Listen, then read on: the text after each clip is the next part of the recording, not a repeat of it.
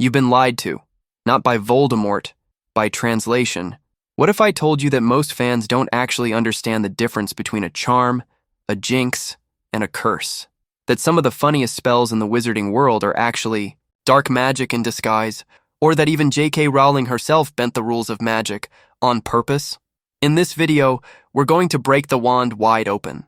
You'll finally understand what makes a spell harmless, and what makes it unforgivable. And trust me, once you see these differences clearly, you'll never read Harry Potter the same way again.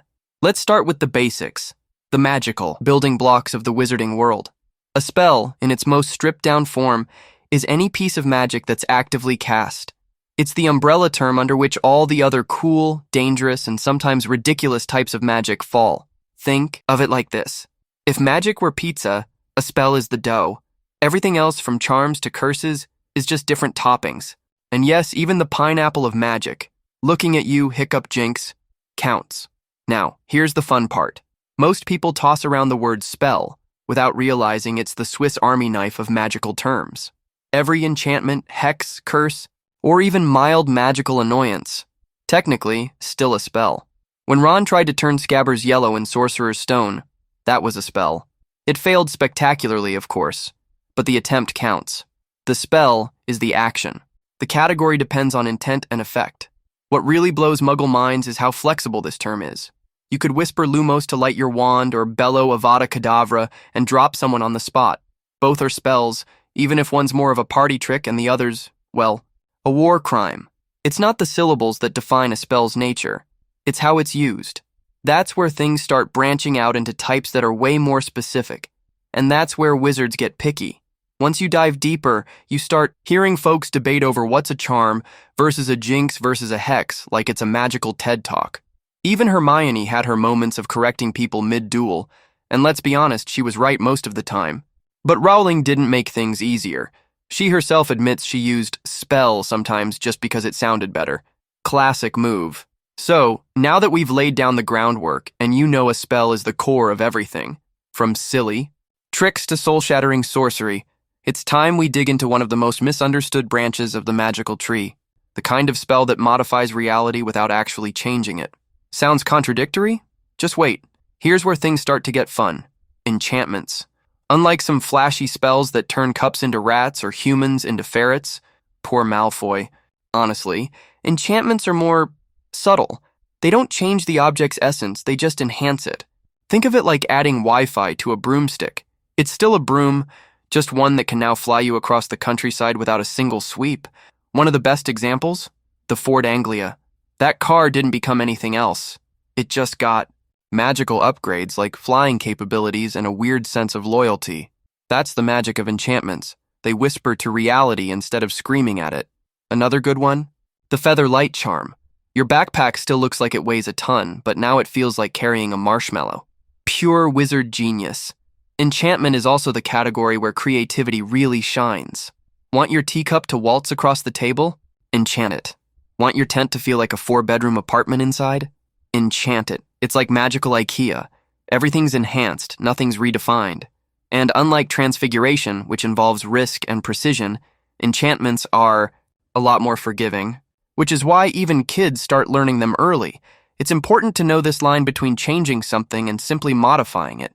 When Hermione says Wingardium Leviosa, she's not turning the feather into a drone. She's just making it float. That's enchantment at its core, influence without metamorphosis. It's elegance over brute force. It's what makes the magical world so functional and weirdly relatable. But not all spells are this polite. Some carry a darker edge, a twist of humor with a splash of menace. You know the kind. The ones that make your nose bleed glitter, or make your shoes tap dance against your will. Let's talk about those next, because things are about to get weird. Now we're stepping into slightly darker territory, jinxes and hexes. These aren't the kind of spells you use to light up a room or make a book float. These are the petty, spicy ones. The I'm annoyed, and I want you to suffer just a little kind of spells. They're basically magical passive aggressiveness, and honestly, some of them are hilarious. Jinxes are the playful troublemakers of the spell world. They mess with you just enough to be annoying, but not enough to land you in Azkaban. Think of a Pugno, the spell Hermione used to send a swarm of canaries after Ron and Half-Blood Prince. That's a jinx, Embarrassing? Yes. Lethal? Not even close. That's the sweet spot where jinxes live. Mildly inconvenient and highly entertaining. Hexes, on the other hand, crank things up a bit. They're still not full-on evil, but they've got more bite. Take the bat bogey hex, which turns your nose snot into winged beasts. Ginny Weasley was famously great at it, which makes sense. She was underestimated a lot, and nothing says respect me like launching boogers with wings at someone's face. It's gross. It's brilliant. It's technically legal. What makes jinxes and hexes so fascinating is their tone. They exist in this weird space between prank and punishment. You wouldn't use them in a duel unless your goal was to humiliate, not harm. But don't let the humor fool you. Repeated use.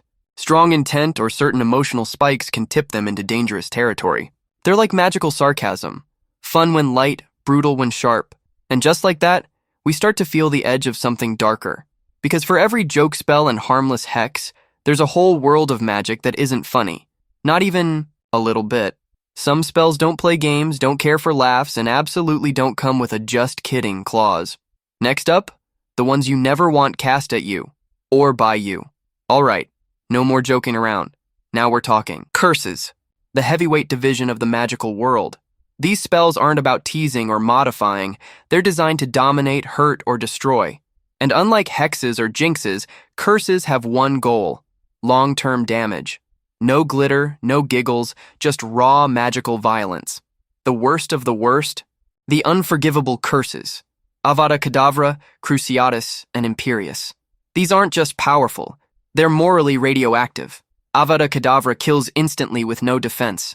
Cruciatus tortures, twisting pain into an art form. Imperius hijacks. Your free will like a hacker taking over your brain.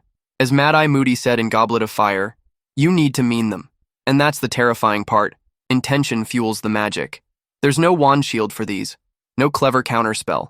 The only real defense is internal. Strong will, mental resistance, the kind of emotional armor that most people don't even realize they need. That's why the Imperius curse is so chilling. You could be under it and not even know it. It's not just physical domination. It's psychological slavery. And yeah, that's worse than a bat booger to the face. Curses aren't just about power. They're about crossing a line. Using them changes the caster too. It's like dark magic leaves residue on your soul. Even Snape's Sectum Sempra, which he invented, was a curse masked as a defensive spell. Harry used it once and nearly killed Draco. In Half-Blood Prince, that scene made it clear. Curses don't care about second chances. Even J.K. Rowling herself admits to playing a little loose with terms from time to time. Sometimes she used spell when she meant charm, just because it sounded cooler.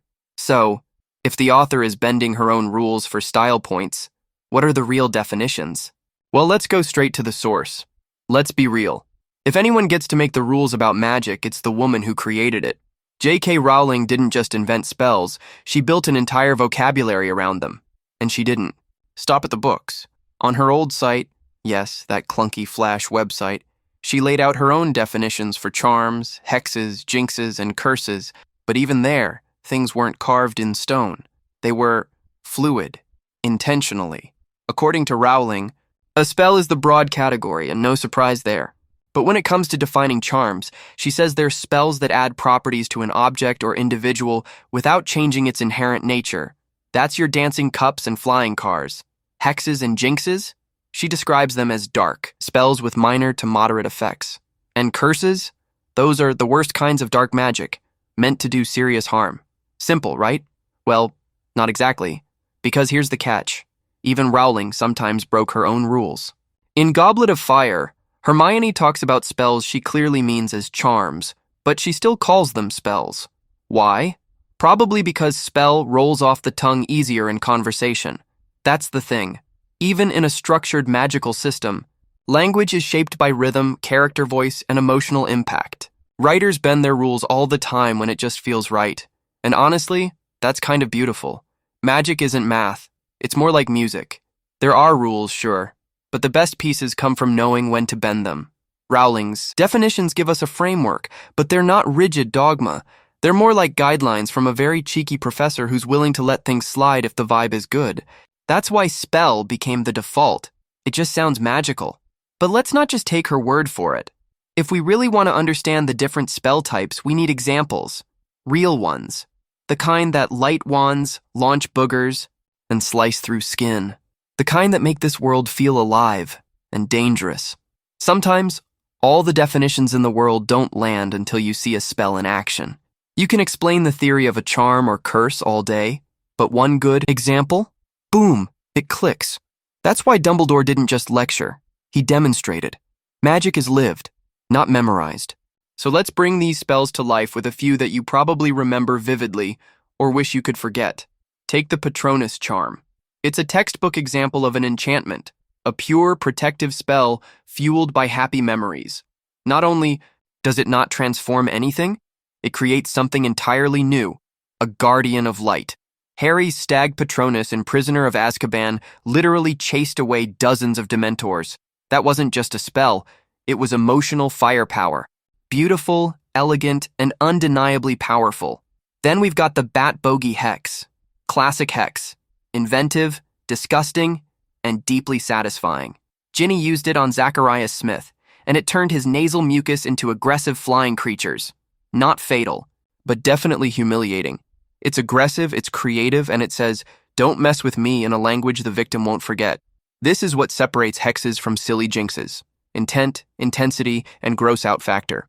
Now let's talk Sectum Sempra. When Harry used it in Half-Blood Prince, it left Malfoy bleeding out in a bathroom. Snape invented it, calling it for enemies.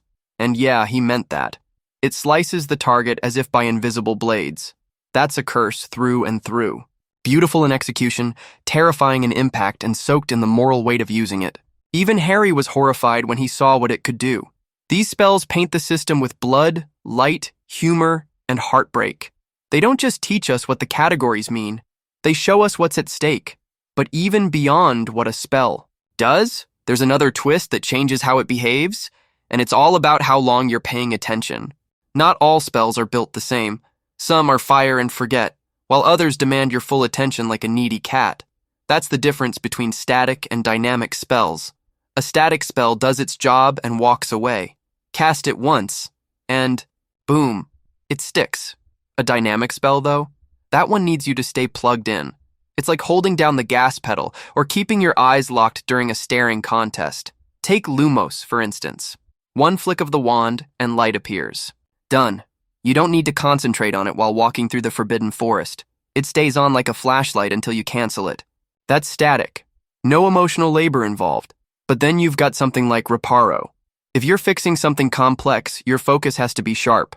One slip in concentration, and you might glue a handle to a teacup's bottom instead of the side. Dynamic spells are especially tricky in duels. Ever wonder why wizards yell and wave their wands like they're conducting an angry orchestra? It's not just for drama. Some spells need continuous intent. That's why holding a Protego shield takes effort, and why a powerful Cruciatus curse needs not just intention, but sustained cruelty. That's part of what makes dark magic so dangerous.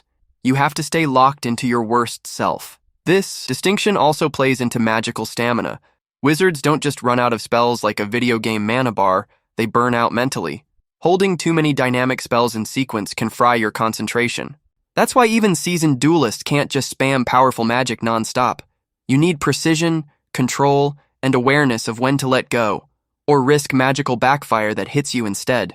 So the next time you see a wizard cast something effortlessly, ask yourself, is it really effortless? Or are they just trained enough to handle the mental strain? Because understanding how a spell functions after casting is just as crucial as knowing what it does. And with that, we've walked through every major piece of spellcraft in the wizarding world. So now I want to hear from you. Which type of spell do you think is the most misunderstood? Do you think some curses should have been legal? Or maybe jinxes aren't as harmless as they seem? Drop your thoughts in the comments.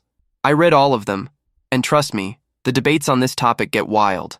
And hey, if this helped clear things up or sparked a new obsession with magical theory, go ahead and hit that subscribe button and turn on notifications. That way, you won't miss the next time we crack open the darker corners of the wizarding world. Oh, and if you want to understand how the magic went missing outside the books and films, you need to watch this next one. Why Fantastic Beasts Failed to Enchant Audiences. Click on it now before your memory gets obliterated.